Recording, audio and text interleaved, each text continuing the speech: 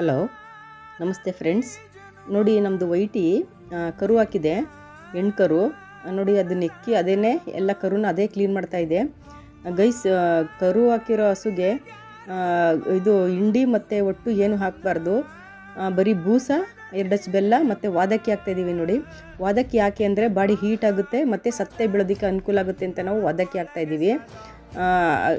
24 ಗಂಟೆ ಒಳಗಡೆ ನಾವು ಅದು ಸತ್ತೆ ಬೀಳಬೇಕು, ಹಂಗಾಗಿ ನಾವು ವಾದಕ್ಕಿ ಹಾಕಿದ್ದೀವಿ ಗೈಸ್. ಹಸು ಮತ್ತು ಕರು ಎರಡೂ ಆರೋಗ್ಯವಾಗಿ ಚೆನ್ನಾಗಿ ಇದೆ. 5 ದಿನ ಆದಮೇಲೆ, ಅದು ಕರು ಹಾಕಿ 5 ದಿನ ಆದಮೇಲೆ ನೋಡಿ, ಕೆತ್ತಲಿಂದ ಕೆಳಗಡೆ, ಹೊಟ್ಟೆಯಿಂದ ಕೆಳಗಡೆ ಅದು ಊತ ಆಗಿದೆ. ಇದಕ್ಕೆ ಇದು ಗಾಜು ಅಂತಾರೆ ಆಡು ಭಾಷೆಯಲ್ಲಿ. ಇದಕ್ಕೆ ಗಾಜಾಗಿದೆ. ನಾವು ಆಗಿದ ತಕ್ಷಣವೇ ನಾವು ನೋಡಿಕೊಂಡು ಮನೆ ಮದ್ದು ಮಾಡ್ತಾಯಿದ್ದೀವಿ. ಇದಕ್ಕೆ ಉಜಾಲ ನೀಲಿ, ಬಟ್ಟೆಗೆ ಹಾಕುವಂಥ ಉಜಾಲ ನೀಲಿ ಮತ್ತು ಜೇನುತುಪ್ಪ ಎರಡೂ ಒಂದು ಬಟ್ಲಿಗೆ ಹಾಕ್ಕೊಂಡು ಅದನ್ನು ಮಿಕ್ಸ್ ಮಾಡಿಬಿಟ್ಟು ನಾವು ಅದಕ್ಕೆ ಹಚ್ತಾಯಿದ್ದೀವಿ. ನೋಡಿ, ಎಲ್ಲಿ ಊತ ಆಗಿದೆ ಅಲ್ಲಿ ಕ್ಲೀನಾಗಿ ಕೆತ್ತಲು ಮತ್ತು ಕೆತ್ತಲಿಂದ ಕೆಳಗಡೆಗೆ ಹೊಟ್ಟೆ ಹತ್ರ ಕೆಳಗಡೆ ಭಾಗದಲ್ಲಿ ಅದು ಊತ ಆಗಿದೆ, ಅದಕ್ಕೆ ನೀಟಾಗಿ ಹಚ್ತಾಯಿದ್ದೀವಿ. ನೋಡಿ, ಕೆತ್ತಲು ಮತ್ತು ರೈಟ್ ಸೈಡು ಲೆಫ್ಟ್ ಸೈಡು ಎರಡೂ ಸೈಡು ಹಚ್ಚಬೇಕು.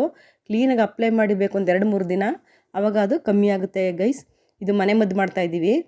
ಮತ್ತು ಬೆಳಿಗ್ಗೆ ಸಾಯಂಕಾಲ ಹಾಲು ಕರಿಬೇಕಂದ್ರೆ ಕೆತ್ತಲನ್ನ ಕ್ಲೀನಾಗಿ ವಾಶ್ ಮಾಡಿ ನಾವು ಹಾಲು ಕರಿಬೇಕು, ಯಾಕೆಂದರೆ ಉಜಾಲದಲ್ಲಿ ಕೆಮಿಕಲ್ಸ್ ಇರುತ್ತೆ. ಹಂಗಾಗಿ ನೋಡಿ ಗೈಸ್, ಒಂದು 2-3 ದಿನ ಇದನ್ನು ಕ್ಲೀನಾಗಿ ಚೆನ್ನಾಗಿ ಹಚ್ಚಬೇಕು.